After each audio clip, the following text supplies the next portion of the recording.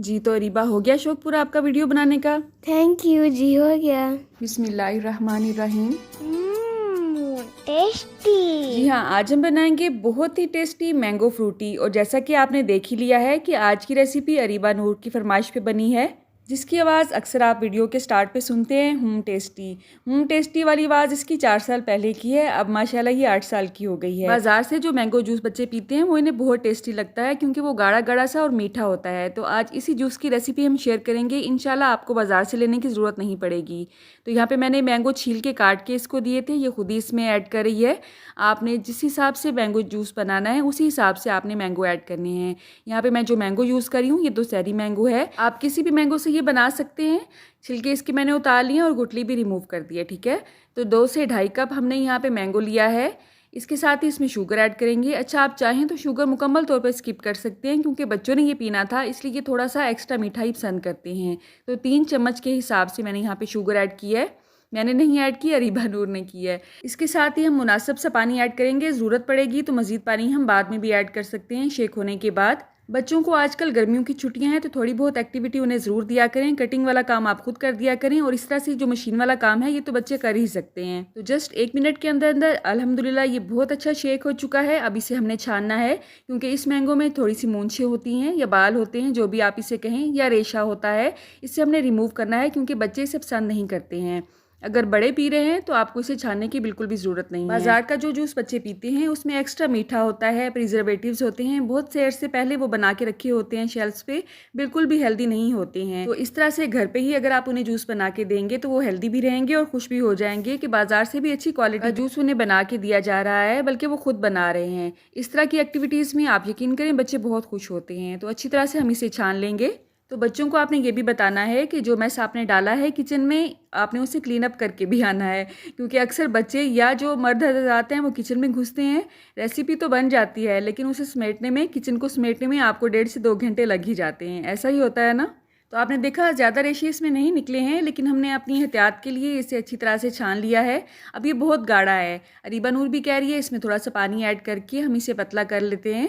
तो मैंने यहाँ पे थोड़ा सा मज़ीद पानी ऐड किया है। आपने अपने टेस्ट के हिसाब से इसे पतला या गाढ़ा करना है। आप यकीन करें ये बाज़ार से भी बहुत ज़्यादा टेस्टी बनता है। शुगर भी आपने अपने टेस्ट के हिसाब से इसमें एडजस्ट करनी है। वैसे तो फ्रेश बनाने में बिल्कुल भी टाइम नहीं लगता है। आप चाहें तो इसे लंबे अरसे के लिए स्टोर भी कर सकते हैं बगैर पकाए हुए। वो कैसे? आपने जस्ट इसे फ्रीज़ करना है किसी भी एयर टाइट बॉक्स में डाल के।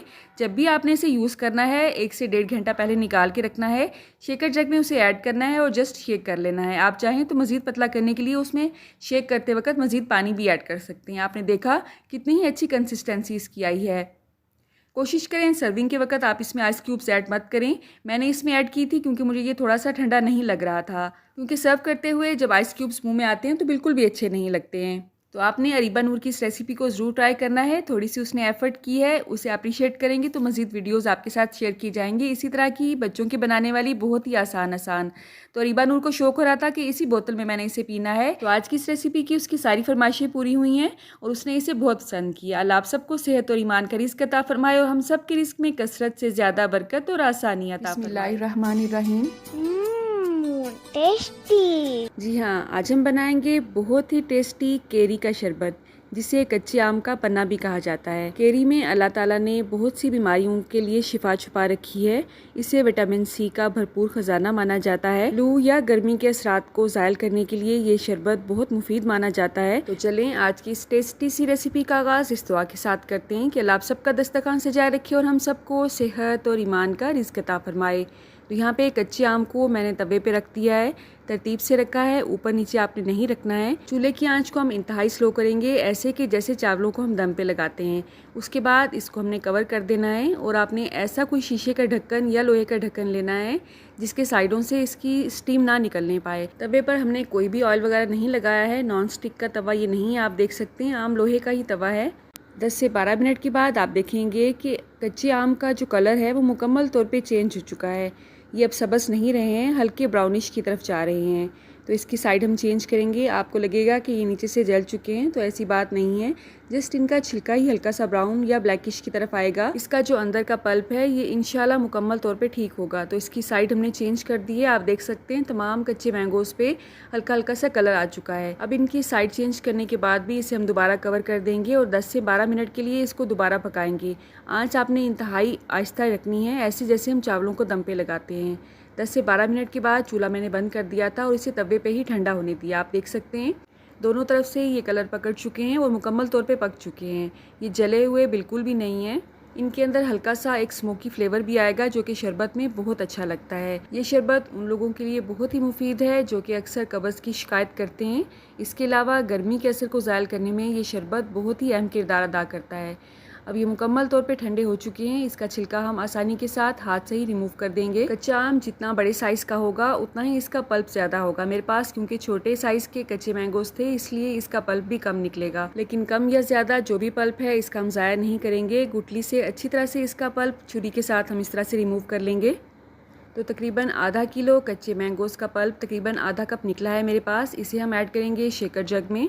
ये जूस इतना टेस्टी बनता है कि अगर आप इसे एक दफ़ा बनाएंगे तो बार बार बनाना पसंद करेंगे। इसे आप फ्रीज़ भी कर सकते हैं। इसको मज़ीद टेस्टी बनाने के लिए 1/4 चम्मच इसमें काला नमक ऐड करेंगे। चीनी इसमें थोड़ी सी ज़्यादा ऐड करेंगे क्योंकि ये बहुत ज़्यादा खट्टा होता है। यहाँ पे मैंने 5 से 6 चम्मच चीनी की ऐड की हैं। आप चाहें तो इसमें शहद या स्टीविया भी ऐड कर सकते हैं। इसके पल्प को आप आइस क्यूब्स वाली ट्रे में जमा सकते हैं और जब आपका दिल चाहे इसे इस्तेमाल कर सकते हैं। इसमें कुछ आइस क्यूब्स ऐड किए हैं मैंने इसे मज़ीद रिफ्रेशिंग बनाने के लिए, और थोड़ा सा इसमें पानी ऐड करेंगे। पहले थोड़ा पानी ऐड करेंगे और इसे अच्छी तरह से शेक करने के बाद बाकी पानी हम इसमें बाद में ऐड करेंगे। तो तकरीबन आधा कप पल्प था मेरे पास, उसमें तकरीबन 1/4 कप मैंने इसमें चीनी का ऐड किया है और इसमें 3 से 4 गिलास पानी की ऐड किए हैं। आप चाहें तो इसे छान भी सकते हैं, लेकिन ये ऐसा ही पल्प भी बहुत टेस्टी लगता है। अगर आपको लगे कि इसमें रेशा ज़्यादा है तो इसे छान के सर्व करें। अल्हम्दुलिल्लाह ना ये सिर्फ देखने में ही टेस्टी लग रहा है बल्कि पीने में भी बहुत टेस्टी है। आप कहाँ से और किस सिटी से मेरे वीडियोस को वॉच करते हैं कमेंट बॉक्स में अगर आप बताएंगे तो मेरे लिए कि नाम से कम नहीं होगा। अल्लाह आप सबका दस्तरखान सजाए रखे और हम सबको सेहत और ईमान का रिज़्क अता फरमाए। अल्लाह हम सब के रिस्क में कसरत से ज़्यादा बरकत और आसानी अता फरमाए। मैंगो की मज़ीद रेसिपीज़ के लिए वीडियो के डिस्क्रिप्शन बॉक्स को ज़रूर चेक करें। रुके रुके सुने, जाने से पहले वीडियो को लाइक कर दें, अच्छी लगी तो शेयर कर दें और सब्सक्राइब करने के बाद बेल का आइकन भी ज़रूर प्रेस करें। जज़ाकल्लाह। मेरी नेक्स्ट वीडियो तक अल्लाह हाफ़िज़।